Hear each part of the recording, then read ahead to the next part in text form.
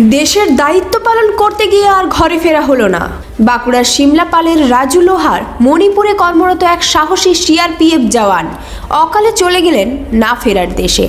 তার অকাল প্রয়াণের শোকের ছায়া নেমে এসেছে গোটা এলাকায়।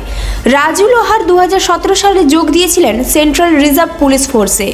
বর্তমানে মণিপুরে 169 নম্বর ব্যাটালিয়নে কর্মরত ছিলেন। কর্তব্যরত অবস্থাতেই অসুস্থ হয়ে পড়েন। দীর্ঘদিন চিকিৎসা চলার পর মঙ্গলবার দুপুরে ইস্ফলেই শেষ নিঃশ্বাস ত্যাগ করেন তিনি। বুধবার সকালে ইস্ফল থেকে বিমানে করে তার কফিনবন্দি দেহ আনা হয় কলকাতায়। সেখান থেকে সড়কপথে বিকেলে পৌঁছায় সিমলাপালের তার বাড়িতে। প্রিয়জনকে শেষবারের মতো দেখতে ভিড় জমায় গ্রামবাসী। কাতারে কাতারে মানুষ দাঁড়িয়েছিলেন শুধু একবার শেষ দেখার জন্য। গ্রামের মানুষ তাকে চিনতেন পরোপকারী, সৎ ও সাহসী মানুষ হিসেবে। পাড়া প্রতিবেশীদের কাছে রাজু ছিলেন ভরসার জায়গা। কারো বিপদে সবার আগে ছুটে যেতেন রাজু। তাই তার এই অকাল মৃত্যু কেউ মেনে নিতে পারছেন না।